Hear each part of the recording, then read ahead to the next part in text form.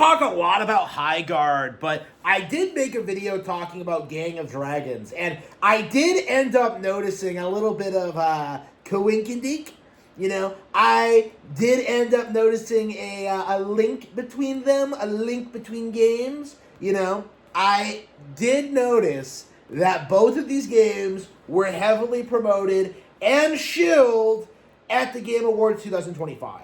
So Geoff Keighley literally accepted millions of dollars from these developers to promote their games at the Game Awards, and they failed. Okay, Game of Dragons probably isn't even going to come out, but the simple fact of the matter is we were told that the Game Awards was some huge deal, that paying Geoff millions would get your game to be this huge success, that millions of people would watch it, and we're seeing more and more now how that just isn't true. Geoff Keighley is trying to charge Super Bowl prices for video games.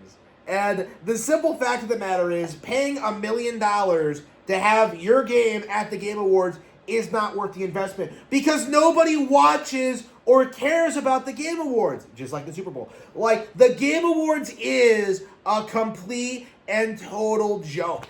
Okay? Nobody cares about the awards, and increasingly, over the past couple of years, more and more people do not care about the commercials. Okay?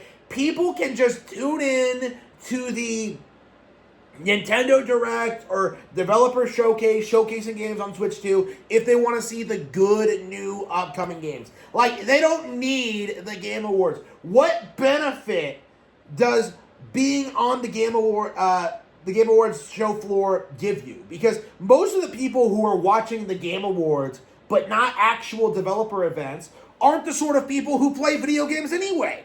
So what you're left with is Geoff Keighley, bringing on Kojima and Sean Murray every year. Hey guys, I heard you fixed your game this year. And then shilling some random indie game, pushing some woke crap, have a Muppet get on stage for some reason, pretend that anybody cares about or remembers Flute Guy. Okay, remember that? We've seen so many of signs, I think, that the Game Awards is a complete flop, okay? But for the past couple of years, because the industry was so desperate to downplay Nintendo, we were told that this was the end-all, be-all for, Game of the Year nominees, okay? Baldur's Gate 3, Astrobot, what won last year? I don't even remember. What won 2025? Man, I don't even remember what won 2025. That's how pointless it was, okay? Nobody remembers these games, okay? Nobody cares about these games. Nobody, will talk about these games, the week after the Game Awards is over, okay? There was nothing I saw in the 2025 Game Awards Showcase, which, again, I was only watching because I'm not currently working right now, and I'm trying to get my YouTube analytics up. I don't remember a single thing from that show. I don't even remember what won, okay? That's how bad things have gotten.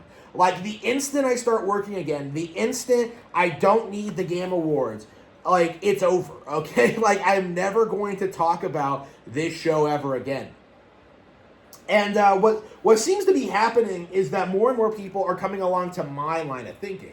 More and more people are playing stuff like It Takes Two and Elden Ring and realizing that, wow, these games are really not that good.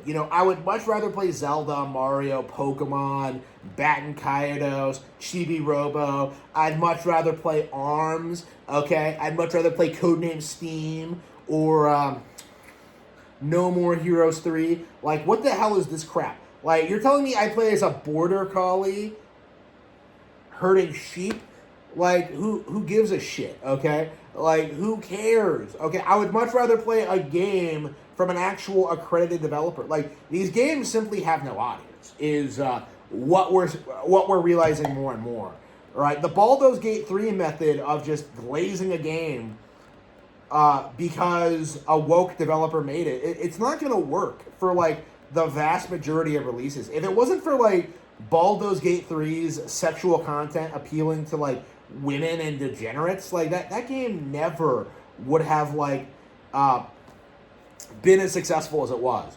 You know, like the Game Awards means fundamentally nothing, is what I've been saying for a long time now.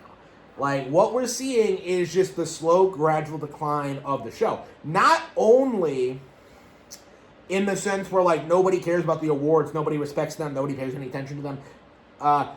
What we're also seeing is that people are not watching the commercials.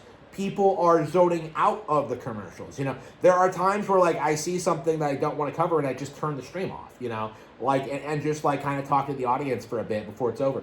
Like, again, I think that's becoming more and more common, where people just kind of tune out whenever, like, a game that they obviously aren't interested in pops up, okay?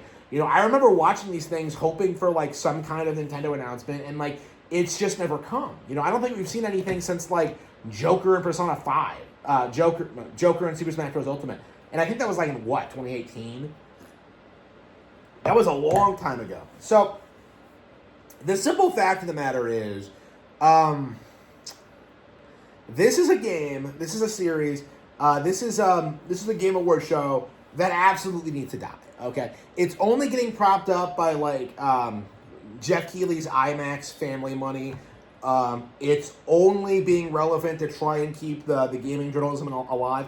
I would argue the Game Awards is, like, kind of the last relevant avenue for traditional game journalism, because, like, nobody knows who any of these people are, nobody reads their content, nobody cares about their games, and what ends up happening is that people just tune into these shows, see a bunch of bullshit getting glazed and getting attention that it does not deserve, and then will just, like, eventually grow sick and tired of it. You know, that's kind of what we've been seeing over the past couple of years, is that these shows serve fundamentally no purpose.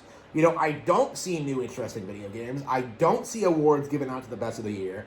I don't see any, like, general industry-wide acceptance that Nintendo is, like, dominating the industry right now. And instead, what I get is, like, bug snacks and, like,